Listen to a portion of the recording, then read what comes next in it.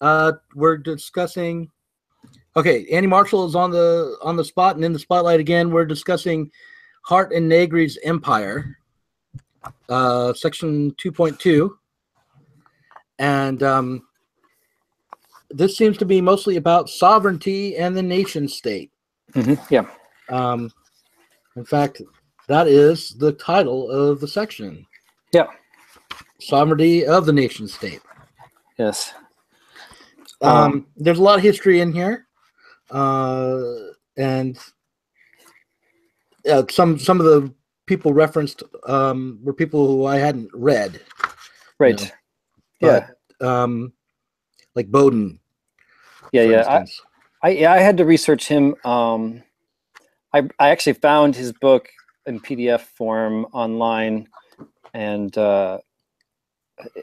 it's interesting. It reads kind of slow and old fashioned, I guess. But it was interesting. I could get their point by the flavor of whatever, just like flipping through the book, and kind of seeing his slant. I mean, it would be hard to articulate without having just kind of like read through it a little bit, and you can kind of see. But yeah, I mean, I don't think that this argument doesn't. Hardt and Negri's argument here, I don't think hinges on that. I think that was more a flavor of like a way that things kind of got to where they are, But I think the one that you and I will know the best, which they don't discuss directly, I think they used Vico instead of, which I don't know anything about Vico. So I'm as often is the case, they refer to somebody that I have to like look up a little bit. But Hegel was the one that I was going to talk about. The one of the places that they get and kind of reject is Hegel, although they talk about kind of Hegel in between Vico and Herder, and that's kind of close to the peak of what they're trying to say, what I think they're actually trying to say. So they reject Hegel. Do you want to read the quote that you're thinking of when they do that, or is it? Yeah.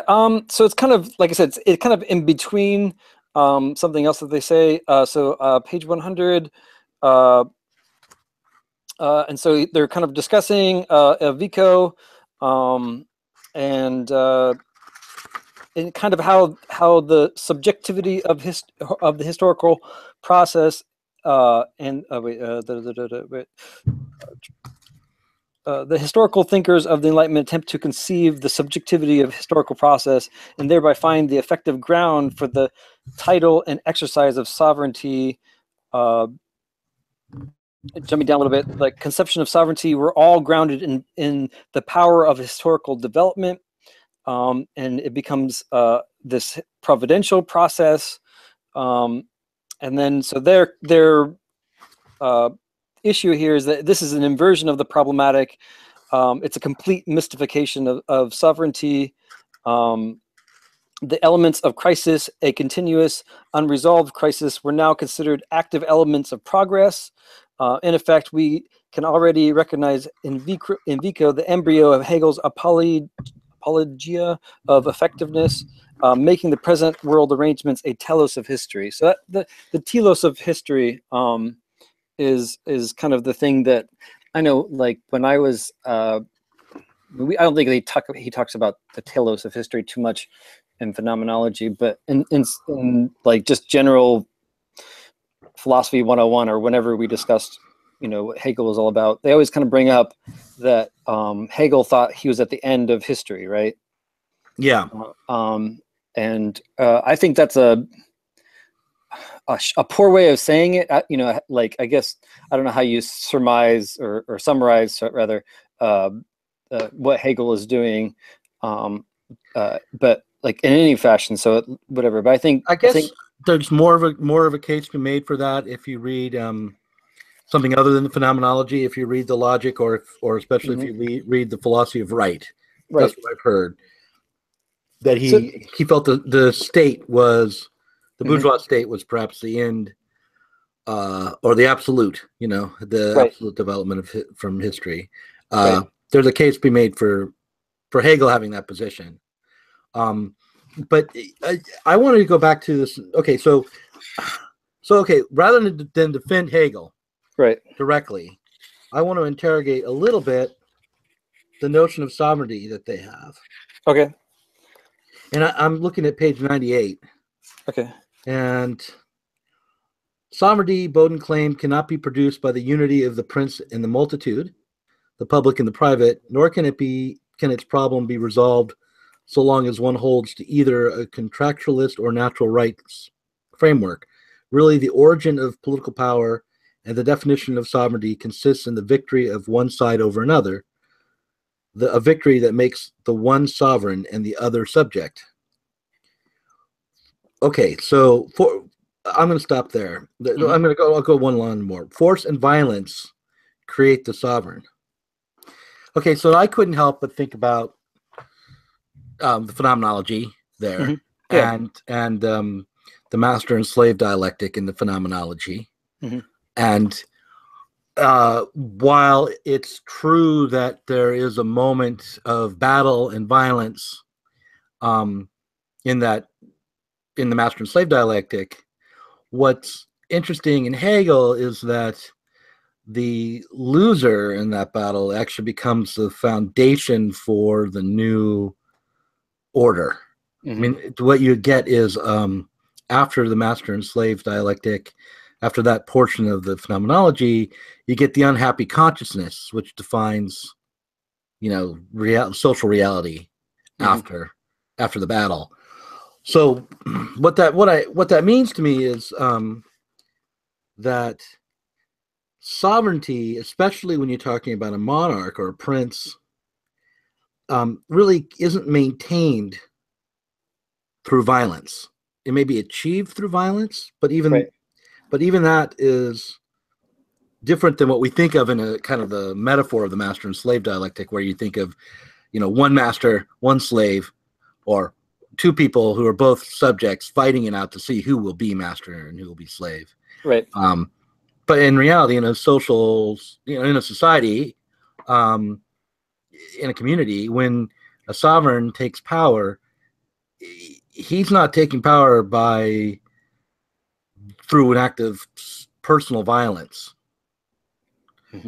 He's always got to be an organized, cooperative, systemic violence that brings about the enshrinement of a new sovereign. Right. Yeah. So, the multitude, or the people, or the subaltern, or however you want to describe it, they are in fact the real material force or the real power, even in the moment of violence. Okay. And certainly after. So what do you think? What do you make of that? Yeah, I mean, say that last line again. I'm going to. Okay. So if you have to have an organized army, say, in order to take power through an act of violence, then it's not accurate to say that the masses or the subaltern or the people or the people without power are being acted upon by the sovereign. They are actually the force, the material force. Oh, okay, yeah. That makes the violence possible. Yeah, I agree. I mean, in other words, if your soldiers abandon the battlefield, you can't be king. Right. But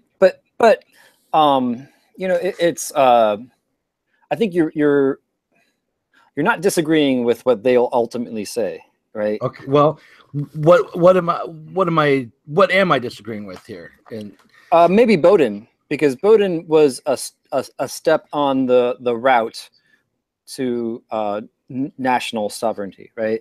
Right. He's a kind of, in their view, he is a precursor step from a state situation to a nation state situation. But you aren't wrong that in fact, that's going to be the empire's view, is that the multitude themselves are the ones with the power, and they always were the ones with the power, right? Right. However, if we go back to the beginning of this chapter, they start off saying, let's start off our history basically with feudalism, because that's the last bit that we could possibly understand, politically or whatever. And you see these feudal lords, and for them, the story was that the physical land was part of the monarch. It was his land. So if you go, like the example that comes to mind, like in my job now, I work actually in a title portion of my of law, right? So I deal with deeds all day, right?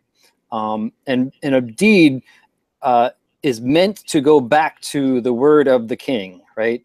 The king deeds the state of Pennsylvania to Penn, right? And so every deed after that goes, is subject to the will, the meaning of the king's words or whatever, right? And so that's where you kind of start with this. Now it's it's kind of a legal fiction, Right. but it's something that everybody, all of the, I guess, subaltern is the word. I'm not really comfortable using that, but that's not where they're not using that term yet, right? Yeah, I mean, yeah. I'm using it incorrectly at this moment, but yeah. What is a subaltern? How do they define the subaltern?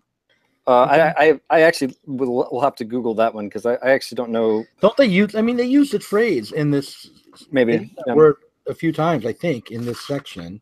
Oh, in this section, they mention it at the end, the subaltern nationalism. I mean, I never actually looked at it, but like, if I'm just going to break down the words, maybe it's like the alternate, but sub nationalism, and I think this is going to be, they use the subaltern nationalism as some sort of, so you have like an African country or whatever, I don't know how to define it, group, right?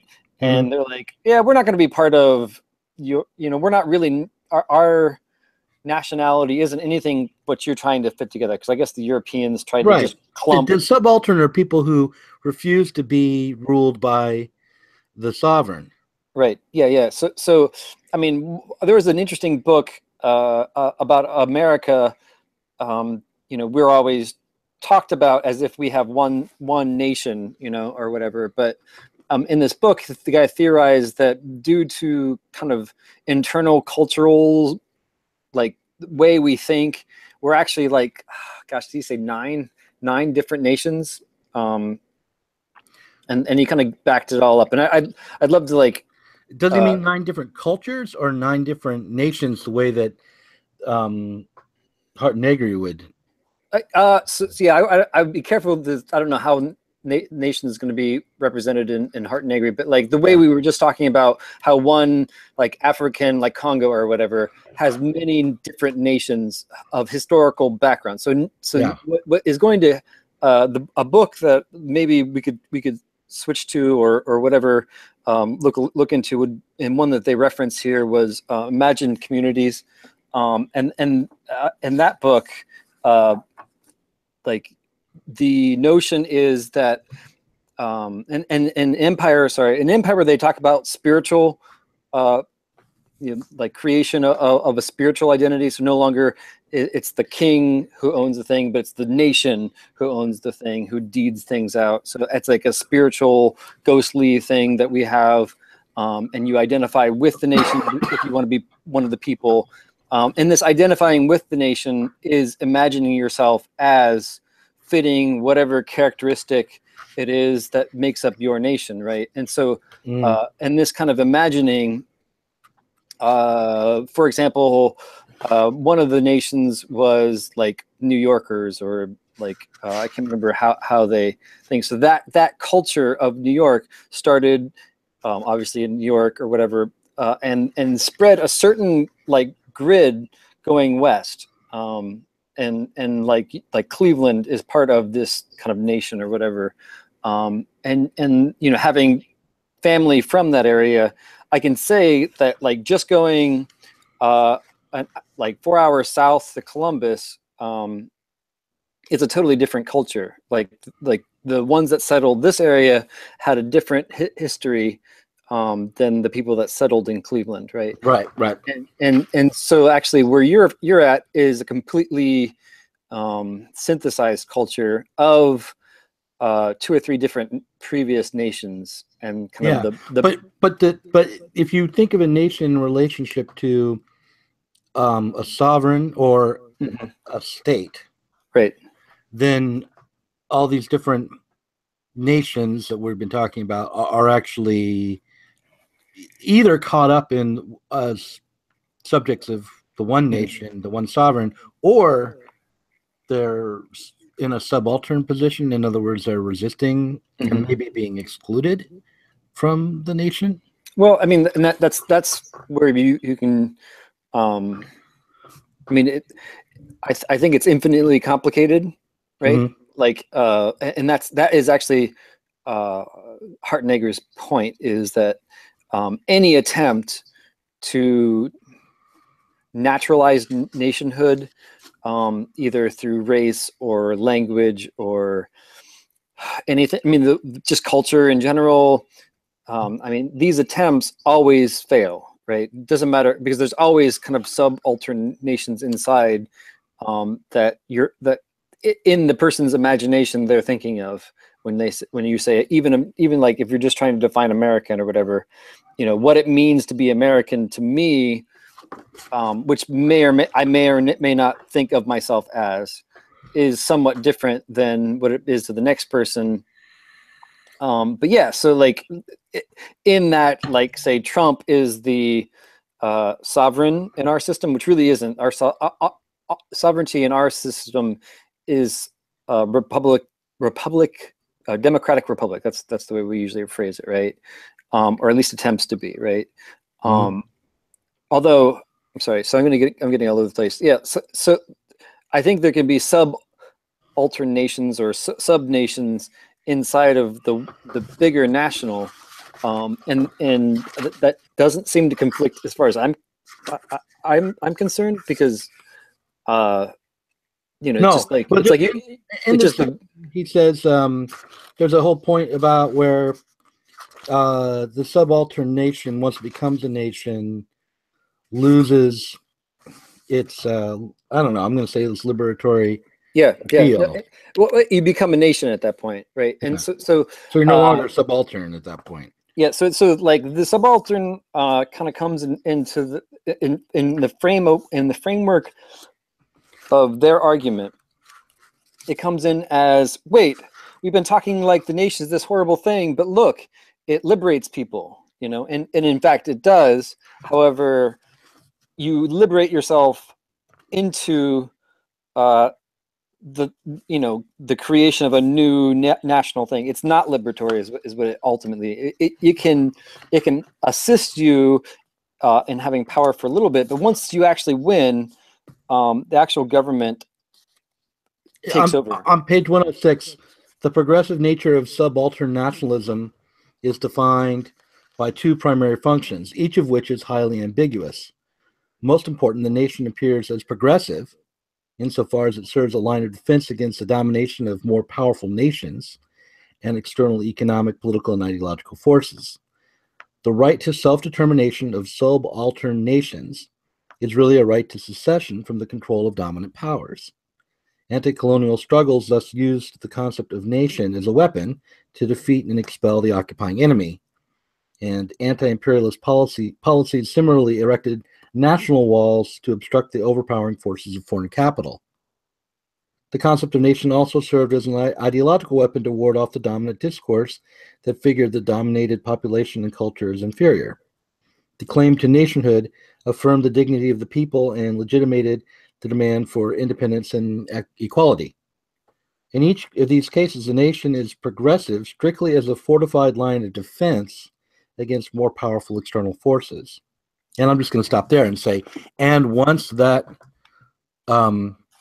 nation of the subaltern actually achieves independence and its own power, it no longer is subaltern, and it loses its moral force. So on 109, as soon as the notion begins to form as a sovereign state, its progressive functions all but vanish.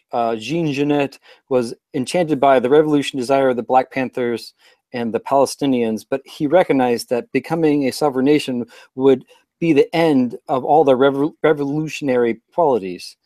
The day when the Palestinians were institutionalized, he said, "I will no longer be on their side. The day the Palestinians become a nation like the other nations, I will no longer be there." Right. I mean, you know what that reminds me of is in the phenomenology again, is the unhappy consciousness, or the there was, I don't remember which section it was, but there was a section where any subject, once they materialize their project, find it to be alienating. Mm-hmm. You know, they lose it once it gets into the world. It becomes something that oppresses them rather than, you know, because it isn't what it doesn't all ever match up to what they imagined, whatever the subject is, right?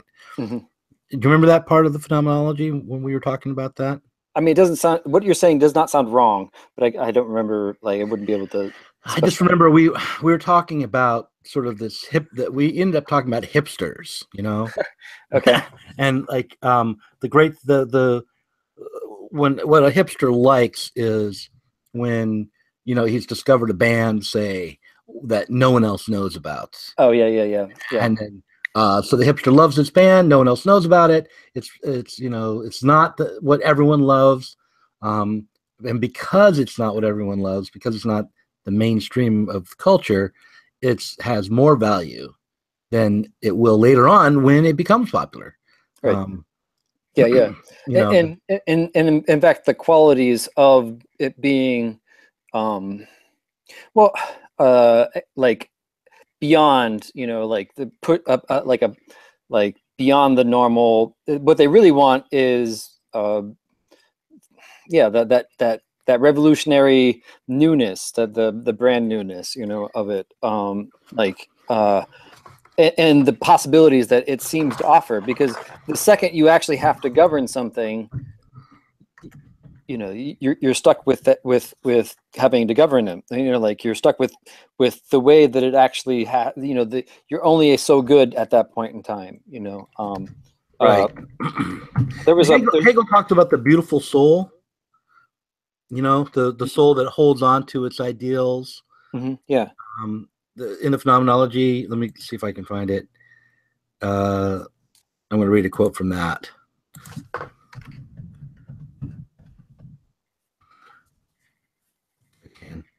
The attitude of the beautiful soul, a type of spiritual life cultivated by Moravians, which I knew what that was, and familiar during the Romantic movement. Oh, these are notes. These are notes that I'm reading. So let's see. Okay, I'm going to go back. Its very conditions, however, give rise to delusion and deception of another kind. For so complete is its world and its life that it may attempt to cut itself off from the concrete substance of actual society, which alone makes possible the existence of conscience. It then tries to cultivate goodness in solitary isolation from the actual social whole. This is the attitude of the beautiful soul. So again, you know, that line, well, as you know, as soon as the Palestinians actually have achieved power and form a nation, I'm out of here, is not that different from the beautiful soul who holds their morality totally internally and doesn't try to act it out in the world. Right. Yeah, I mean, it's the same. It's kind of the same principle. Yeah, I see that. Yeah. So anyway, so I'm always turning to Hegel, aren't I? I'm always no. I think it's. I mean, that's where I wanted us to start, because I think that's the argument that is kind of interesting, because what Hegel's saying is more complicated than I mean, he's saying something more complicated than my teacher who taught, philosophy 101 is saying, oh, we're at the end of history and we're like egomaniacs and we're to only, to be right here is to know. No, what he's saying is that, this issue that came before that people were fighting over, can you have the king or can you have the multitude kind of in charge of itself? And can you have this subjugated person when clearly it's the multitude that has the power? I'm trying to summarize some of the things that we've said. Yeah.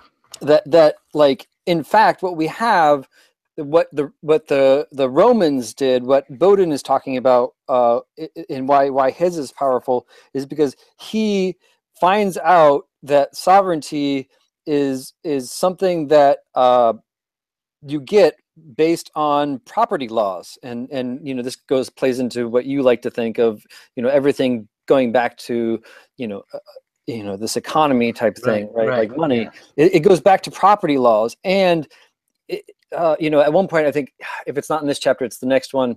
They say that like people have been revolting for the longest time. It's the next chapter, so this is a preview. Like people have been revolting, but what they don't have is how to articulate the right to continue to revolt, right? And you need this mythology in order to just keep going. Because like when you spell it all out, oh, you're like, that's very complicated and I don't understand. But when you tell somebody a myth that kind of gets at, I mean, I'm thinking of like Plato and the myth of the three different types. Well, just some people are born with gold inside them, and that's how they sift to the top, and some people have silver and they sift to the middle, and some people are copper, so you're just copper, or whatever. This is a myth, but it gets you to see a particular view of the world. And in the same way, the nation is a myth, and it's grounded in Hegel in history, in a historizing. Well, no, but that's the thing. At the beginning here, they sort of turn against that right on page 100 and say that idea that it's grounded in history is a mistake, or at least right. That it's actually grounded in violence. Well, I mean, and that's the thing. The myth that they're telling you is that it's grounded in history. Is that it's historical. And now it doesn't start there. It starts with, this plea to, property and sovereignty of, the law. I mean, the body is basically what's going to be the nation. Bowden kind of creates the grounds for the nation to be invented, because you have the multitude of people want something and the sovereign wants something, and those two things are seemingly different. And the sovereign at this point can be substituted for the people with money, I think, as well.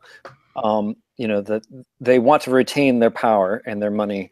And so the nation gets kind of placed in there.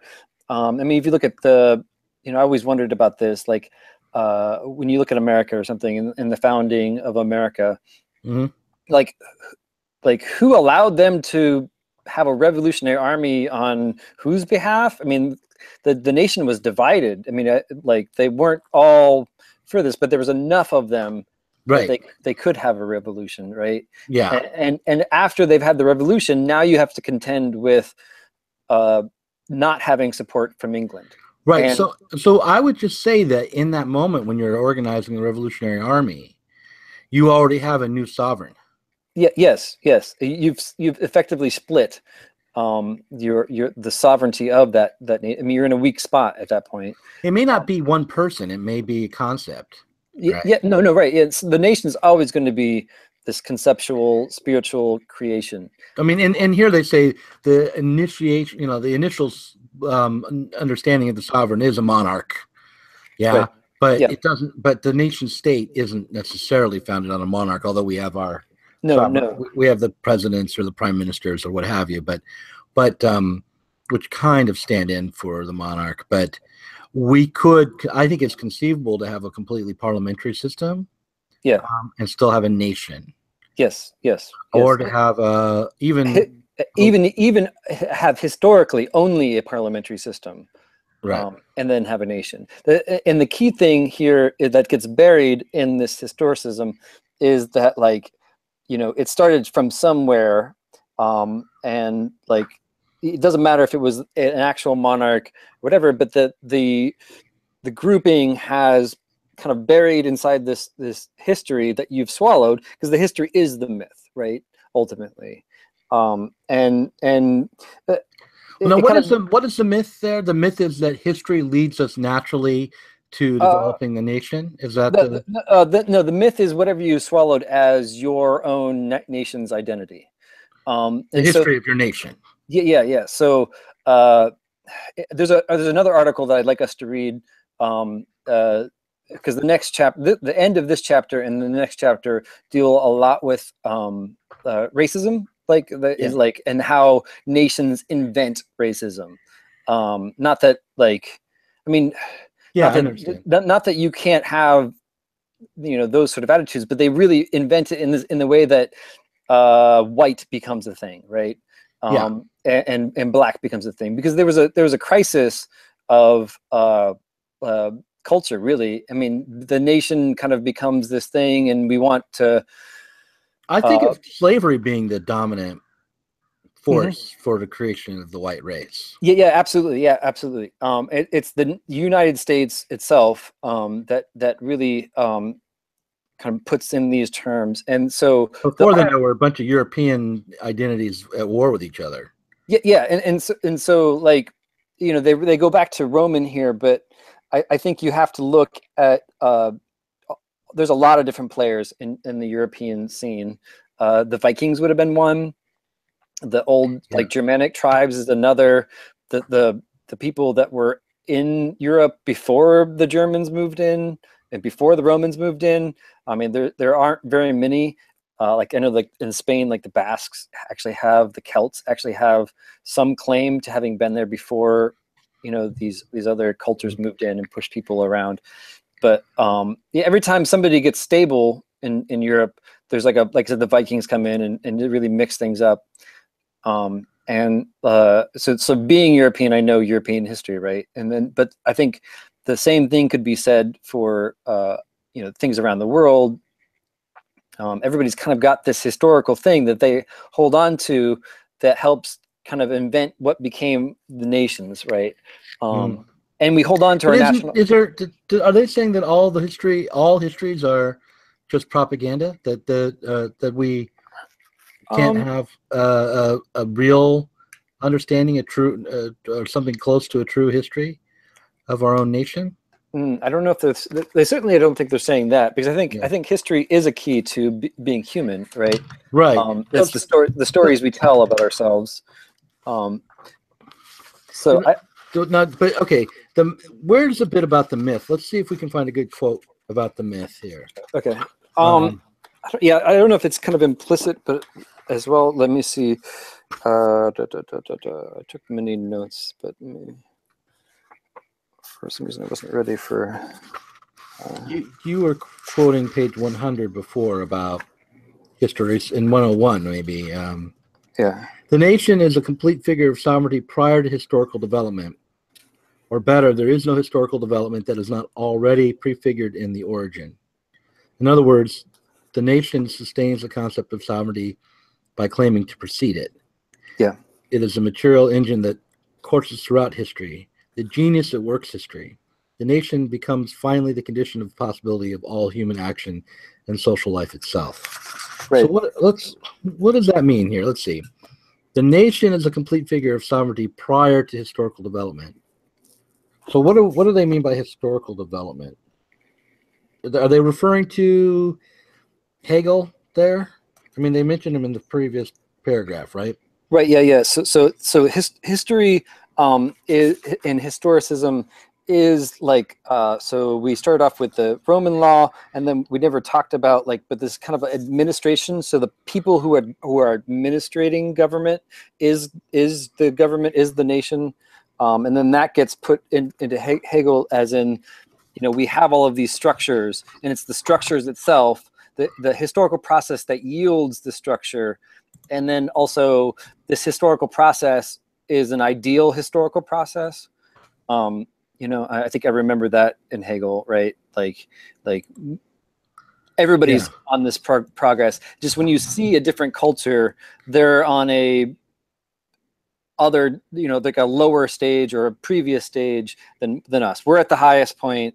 And the reason, I mean, this is racism itself, right? The reason that we can dominate them and or civilize them, quote unquote, is because they're from a previous state, and that we're just going to help them advance themselves, right? So you can start feel the history that we're telling them, and it'll become more clear what I'm saying in the next chapter as well. Hey, I'm going to see if we can get. There's one person watching. I'm going to invite them. To join in. Yeah. It might be me that's watching. Or you're not watching, right? No, I haven't gone there at all. Yeah. So I think, as a negation to this whatever, like the naturalizing was one of the key terms that they use. Is that so 102.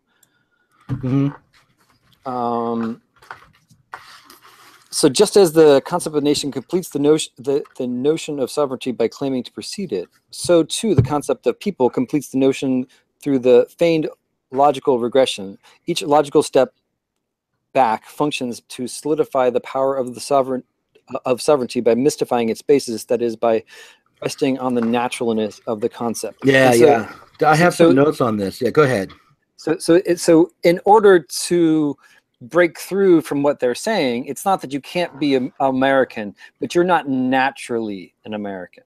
It's just like the myth of that Plato talks about, of there being some souls that are better, and it's okay to have that myth as a guiding principle for yourself, but you must recognize it is a mythology. It isn't a natural thing in the world. It's something that you have prescribed into the world, and it suits a certain group of people and doesn't suit a different sort of people. So go ahead. So I have been arguing against this paragraph, I think, all throughout our conversation. Oh, good. Yeah. When we've been talking about the subaltern nation, and when I mentioned that, and we discussed how before you could have the American Revolution, you had to have some sort of sovereign notion, at least, in order to organize a revolutionary army.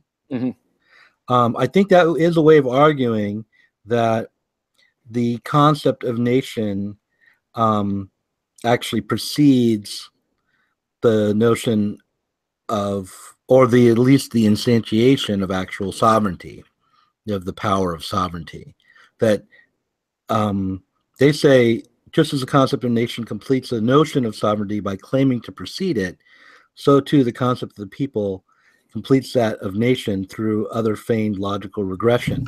Well, okay, so am I going through a process of logical regression when I say, and before we could have the American Revolution, we had to have a sense of America and enough of a people to organize a revolutionary army?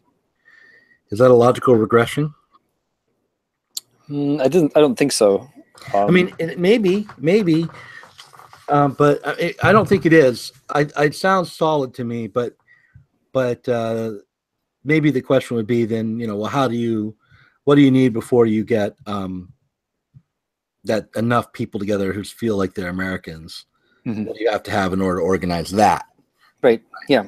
And then you go, okay, well, you have to have, some power to start spreading the notion of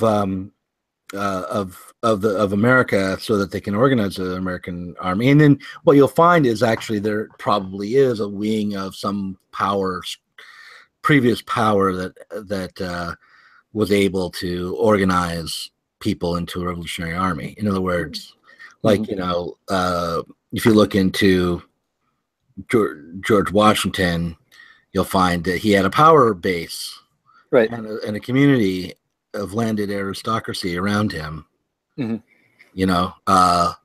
So that's all. But I just would say that that there's a case to be made, I think, for this idea that power, that some sort of sovereign power exists even within subaltern Yes. movements like the American Revolution. Yes, yes, and I think that is the case, right? So, and then what Hardt and Negri are rejecting is that it is ever present and has to be that way, right? So those people had a material basis for their power, and once England has been kicked out, they are the only power that is there to enforce law. And so it becomes desirable to have these people, right?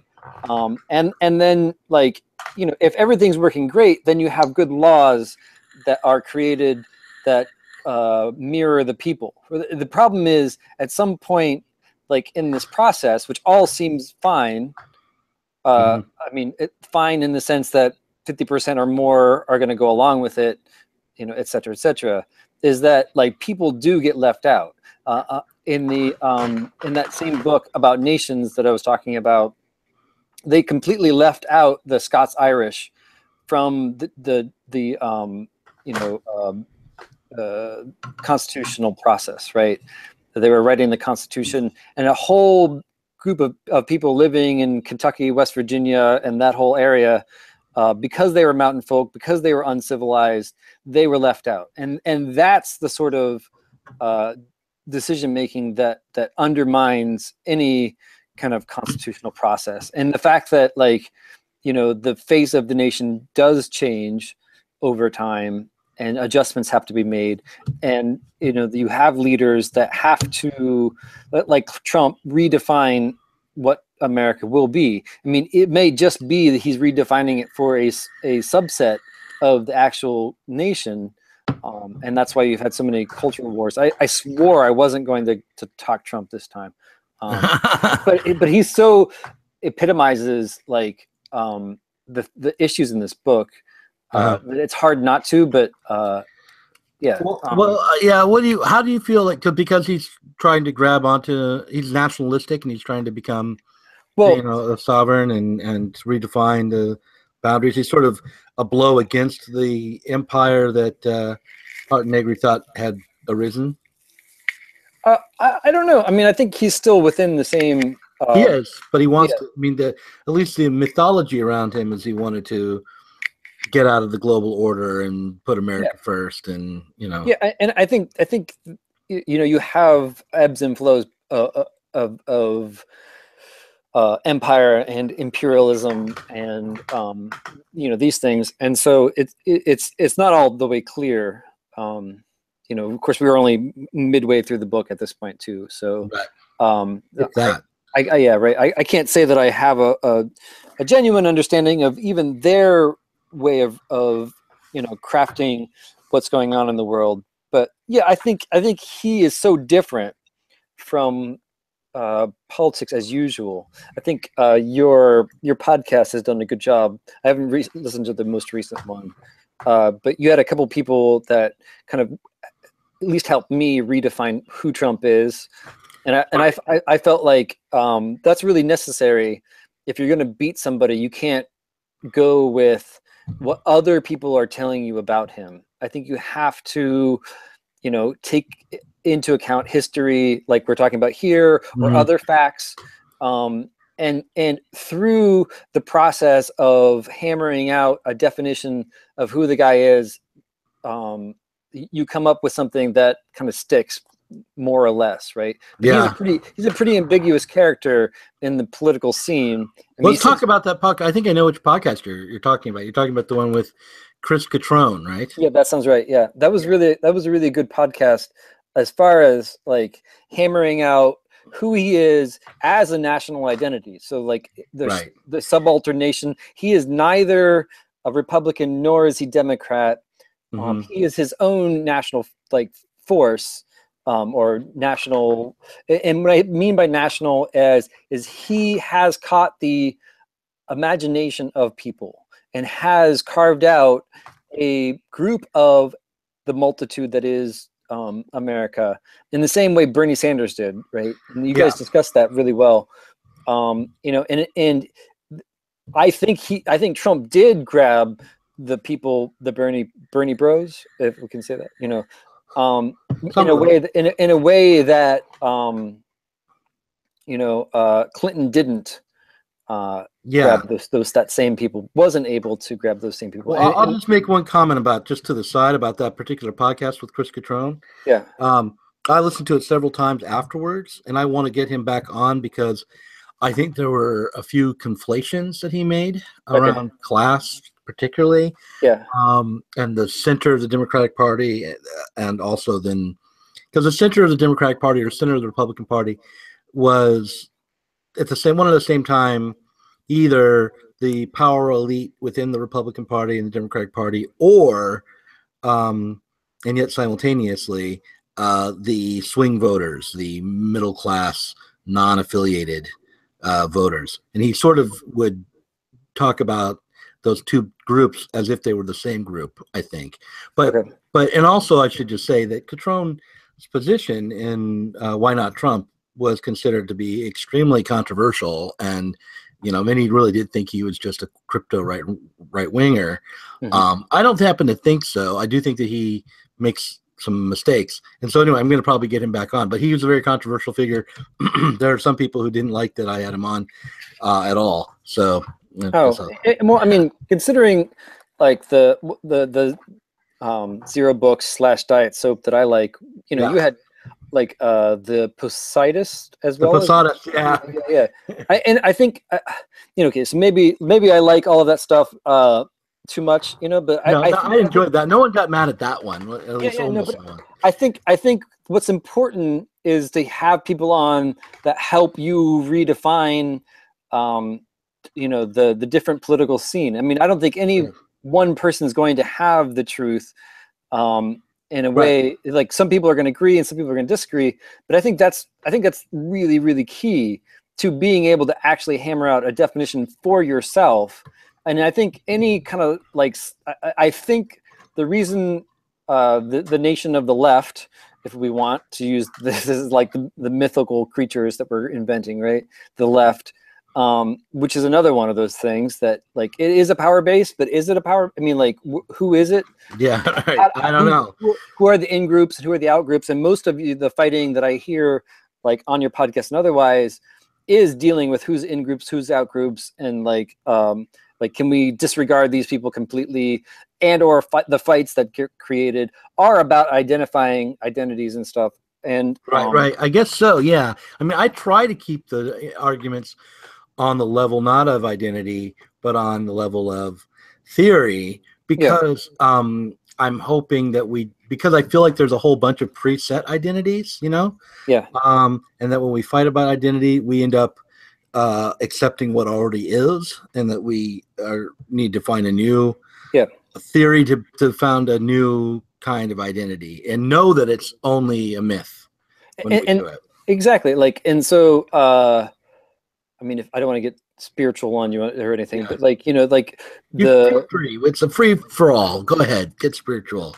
But the religion that I like or whatever to read about, at least, you have the Jewish people, and they give you the law, and then you have Christ that comes later and says, okay, let me tell you about the law. It's actually this spiritual thing that is kind of something that you can internalize, and you don't have to follow every single detail and every single thing, but there's a spiritual getting it right, I guess, right? And so and I think this can be done anywhere, that you have people that are spitting at you the law, but yet what they're doing is closing the door on their own power.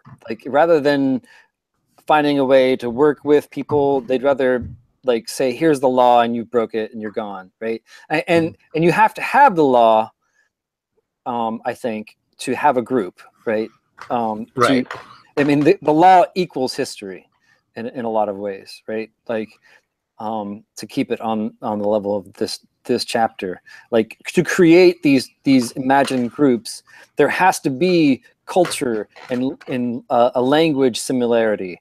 And so basically the ability to communicate. It's not that you have to be speaking all English or something. Like the nation of Canada is like a multilingual community, right?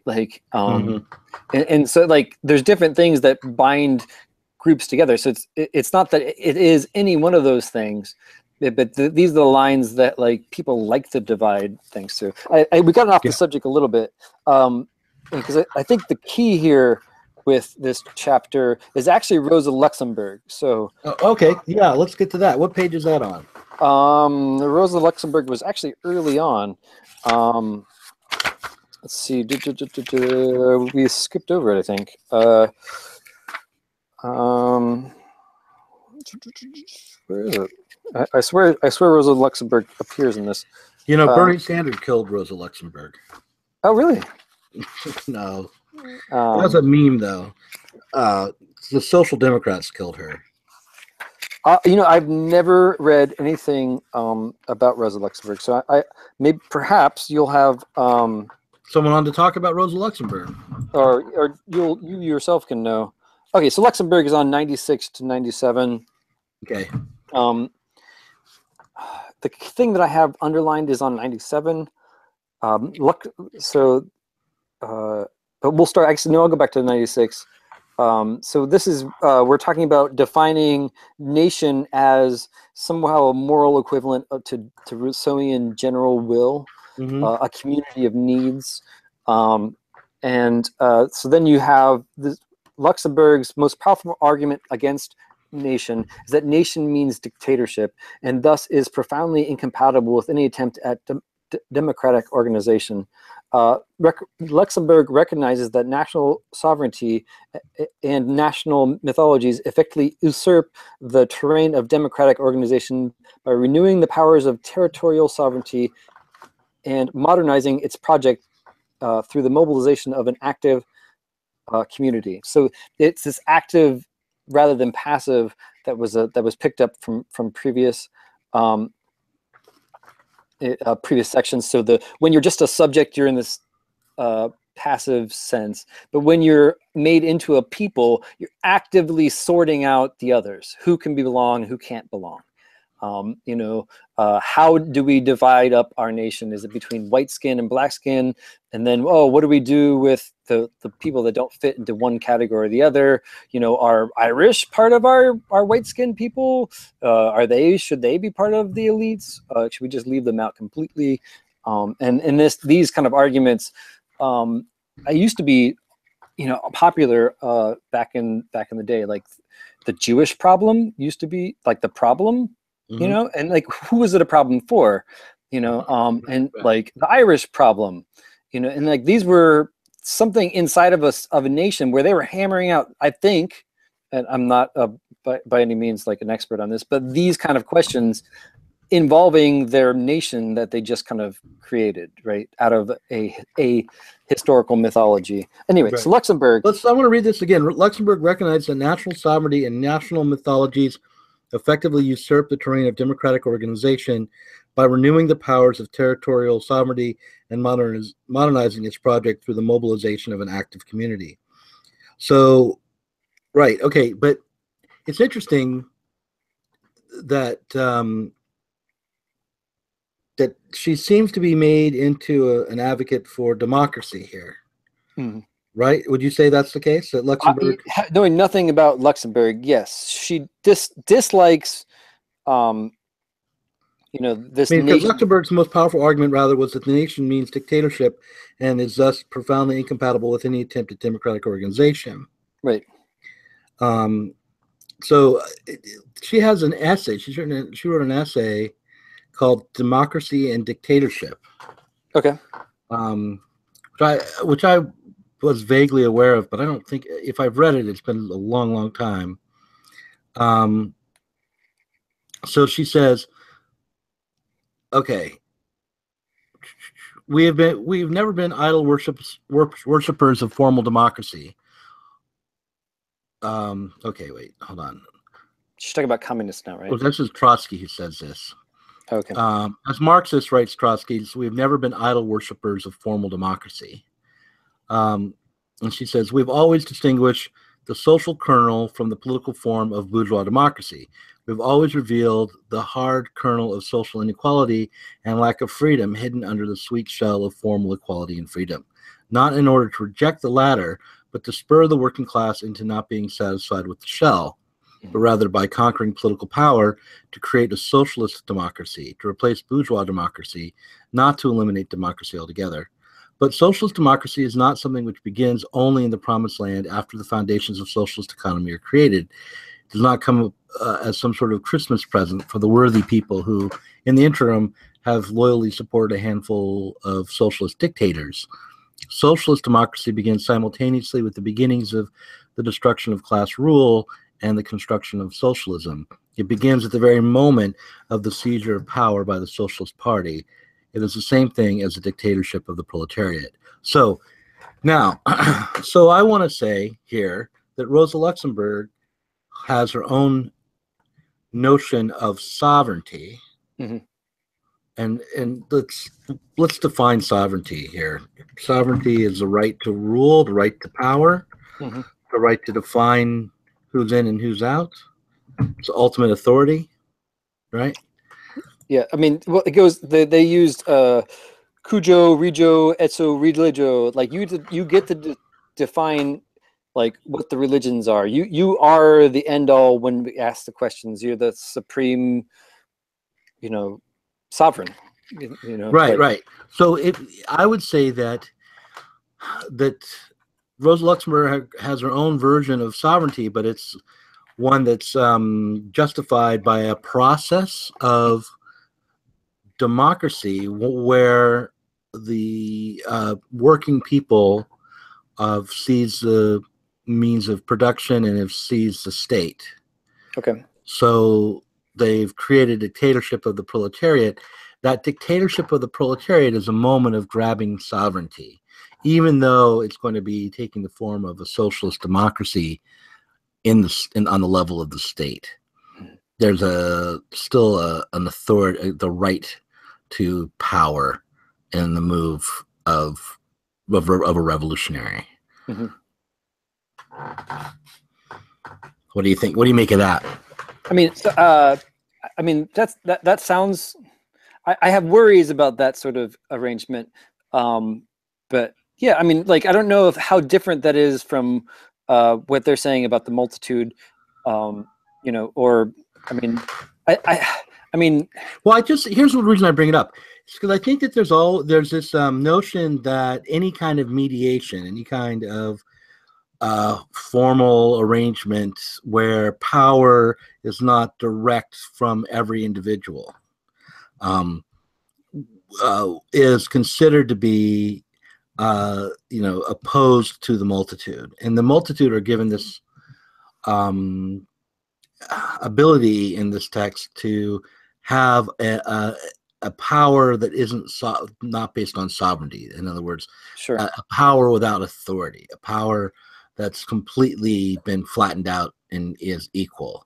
But I feel as though in at least Rosa Luxemburg's case, she has a structured understanding of what would be a legitimate kind of authority. And it would be an authority based on working people taking control of their workplaces and control of the state and democratically managing both. Right. Yeah. I mean, I think so. Then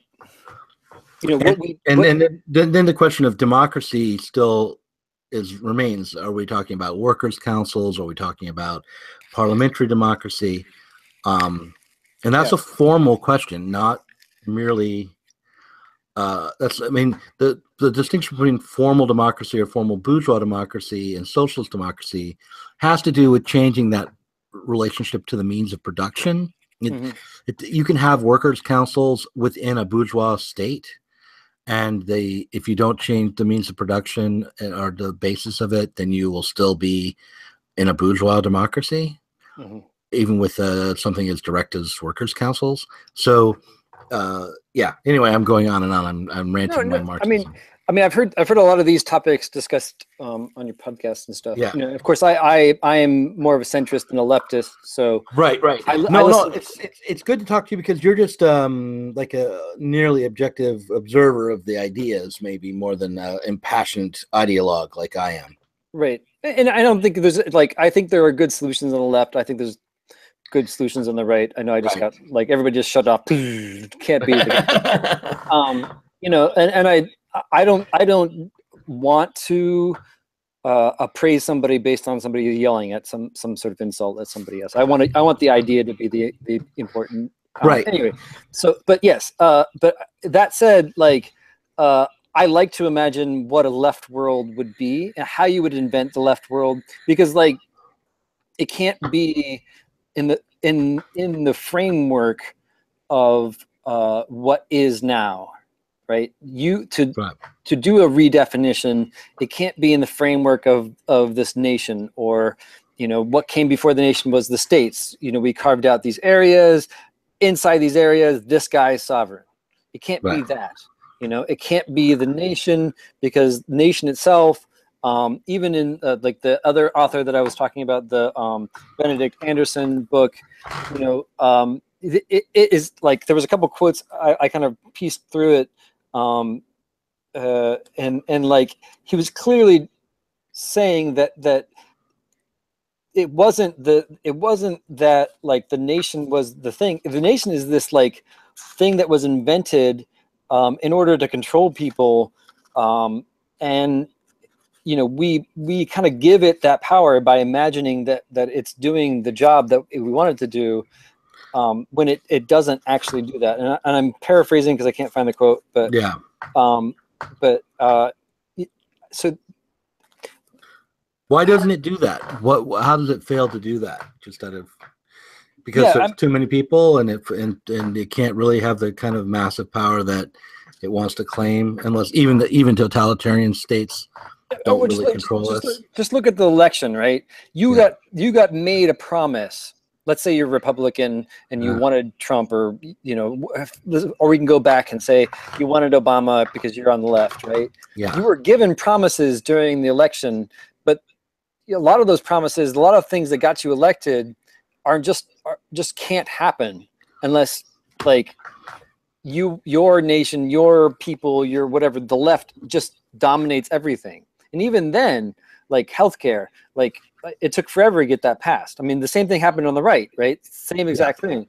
Oh, we're going to get this done. We're going to, like, we hate what the left did, so we're going to do our own thing. But then once it comes down to you've got the power, give us something, it's easier to tear down walls than it is to build up something, you know, that everybody can agree on. And in the same way, like everybody's imagining basically something different is, I think, the answer to your question. Okay. You know, like there is no, I wish I would have highlighted and circled it big. Does it come down to something like, you know, the hipster feeling like even like his record collection, once those bands become popular, they're no longer his anymore? Yes, yes. And so actually this quote goes along with that. Nationalism is the pathology of modern developmental history. So like we put our hopes and our fears into nationalism, and then when it like comes to be or whatever, like we are hoping into it so much. I mean, now we aren't given a lot of other options, and that was something that Hardt and Negri criticizes, you know, Benedict Anderson, is because it becomes this story of only being able to imagine your nation as it is, or as you're told it is, right? Right. And that becomes the problem, is that we take it as a natural thing. It's an okay thing as a motivator, but we take it as a natural thing. I don't know how I got off on this little thing, but I was going to say that to the left, like what always occurs to me is some sort of like almost Amish thing where you go off and do your own completely separate thing, without actually leaving the sovereignty of the bigger nation, you know. And like, who was it? I heard that Black Lives Matter has their own credit card, right?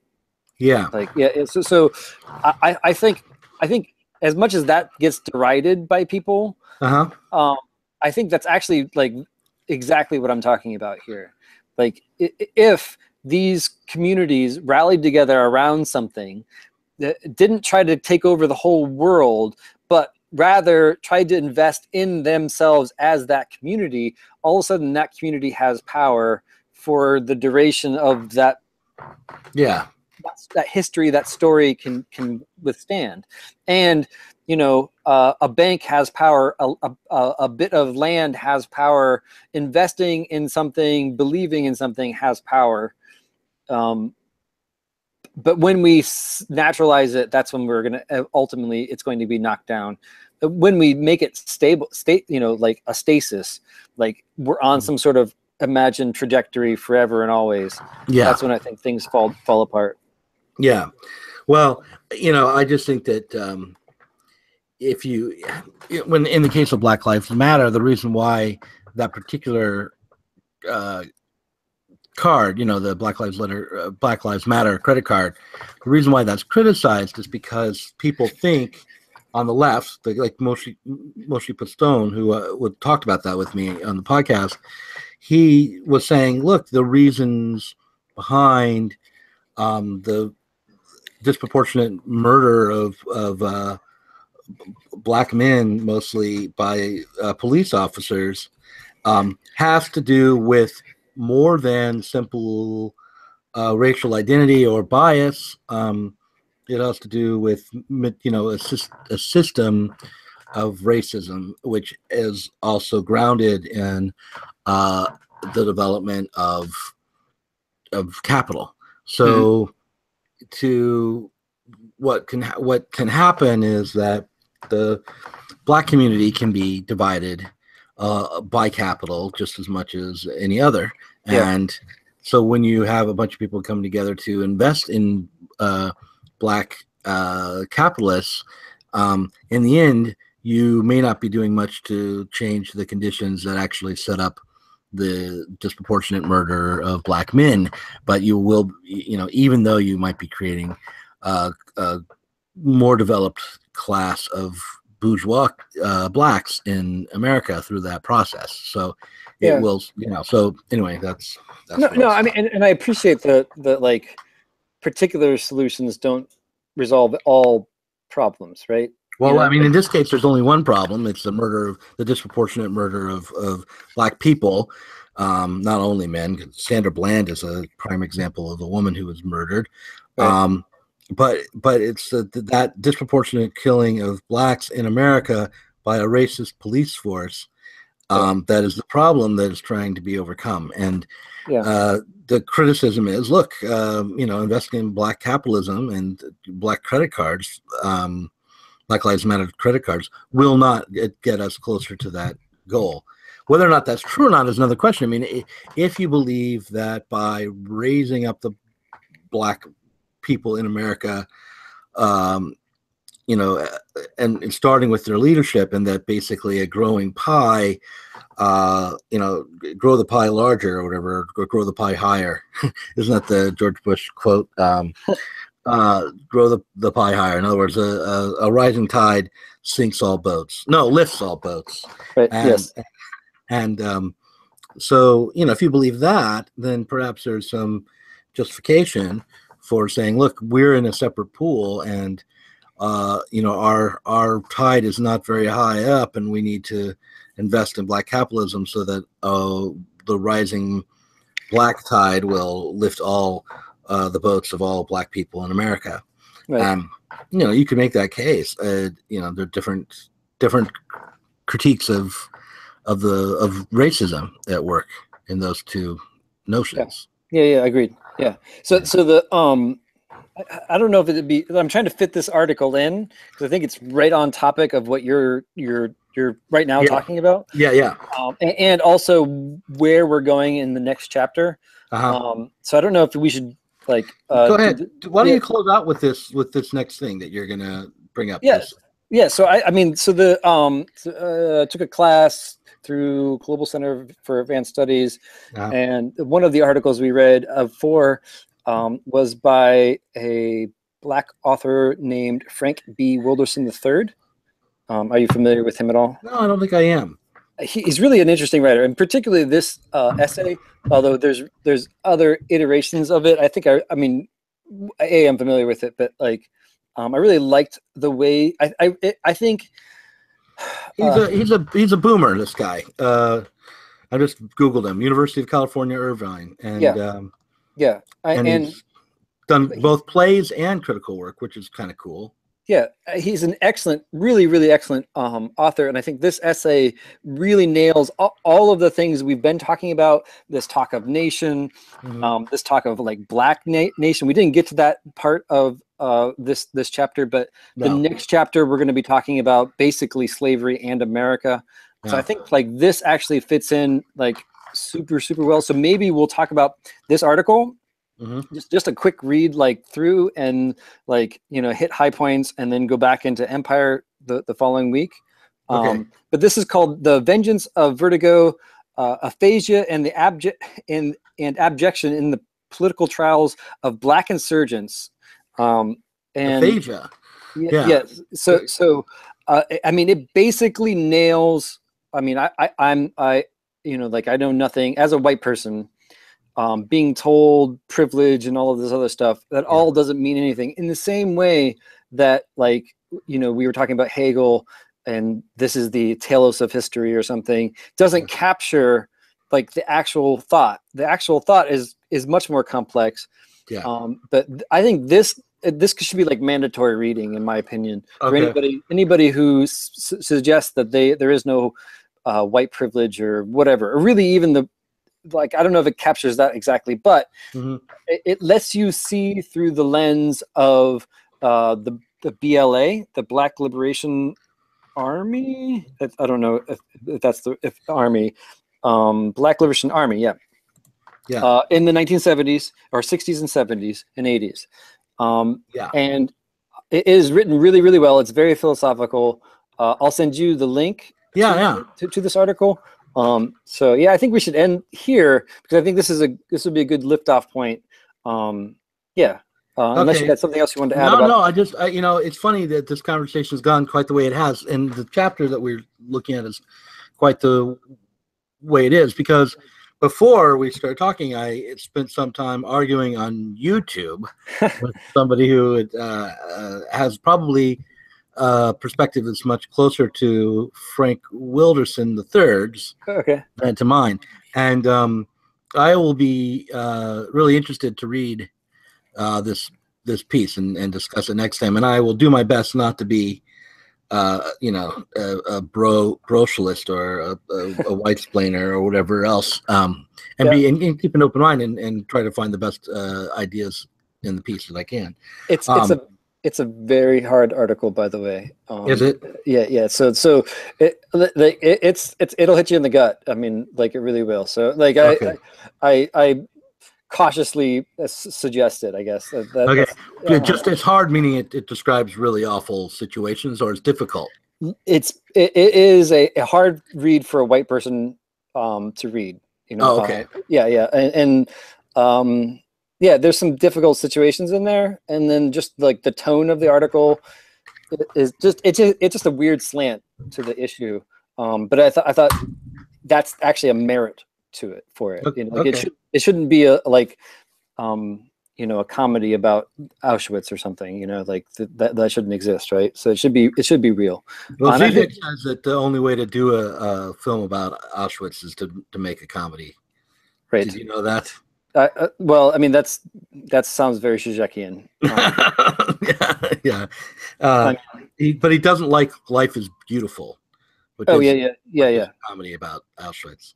Okay. Well, listen. Well, it was fun talking to you. I kind of pulled this together last moment, but I thought it was a good conversation. Yeah, I thought it was great. And so like, I would like to. I think rather than later, maybe, huh? Yeah, no, I'd like to keep it fit, like a slimmer, shorter, closer to an hour. I would have gladly gone on for longer, but so I was just listening back to some of the other ones, and I think we kind of got lost in like the midst of all of the different things. So I tried to keep it closer to the book, closer to arguments. So yeah, and then. Also would like to read more of like Rosa Luxemburg, but I'm glad you actually had that. I just pulled it up. Yeah. So, cool. And I'll send you a link to the things. But yeah, I think I think that this works like an hour. Yeah, this worked great. I will schedule the next one soon. And yeah, I'm really glad you're always out there keeping me going on Empire. Yeah, no doubt. And like I said, with them being shorter, I'm hoping we can maybe be more frequent. Is my hope too. Yeah, that's a good idea. Yeah. Because I think